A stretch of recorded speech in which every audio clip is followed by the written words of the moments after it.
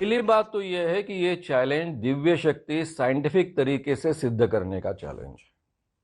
महाराज video में दावा करते हैं कि वो भक्तों का नाम पहचानते हैं, उनके पिताजी का नाम पहचानते हैं, उनकी उम्र बता सकते हैं और उनके मोबाइल नंबर्स बता सकते हैं। साथ में उनका यह भी दावा है कि भक्तों के घर में कौन से रूम में कौन सी चीज रखी है वो पहचानते हैं।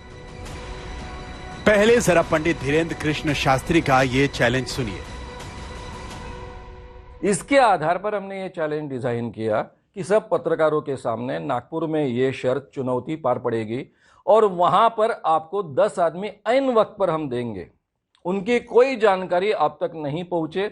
ये फ्रॉड एंड प्रूफ कंडीशन के अंदर में ये चुनौती स्वीकारी जाएगी। क्योंकि सारा बवाल यहीं से शुरू हुआ था। नागपुर में धीरेन्द्र शास्त्री का कार्यक्रम था जिसे उन्होंने छोटा कर दिया था और इस बात का उनके पास तर्क भी है।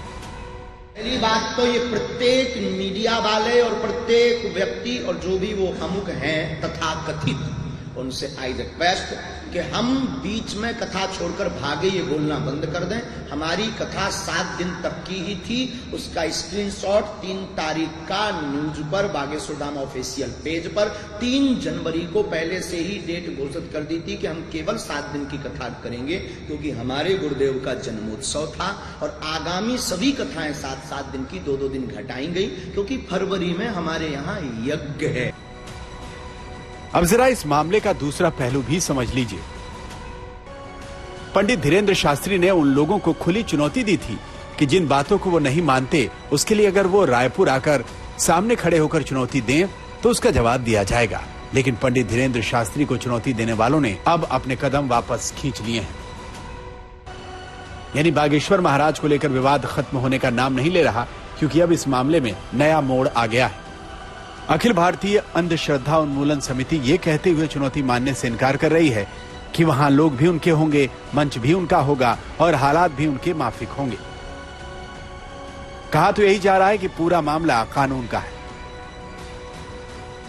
यानी अब मुद्दा मजबूत हो गया, लेकिन मुद्दई ही कमजोर पड़ता दिखाई दे रहा है। बाबा के तेवर भी और तीखे होने लगे हैं।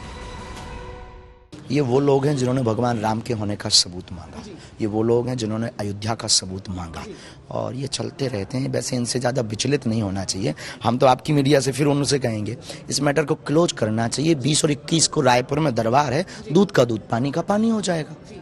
नागपुर में पुलिस ने आपको आप पे शिकायत भी है नागपुर में, और आपको क्या कोई नोटिस दिया गया है? यही तो झूठ है। कोई लीगली रिपोर्ट नहीं है, कोई FIR नहीं है, हमारे पास कोई नोटिस नहीं है।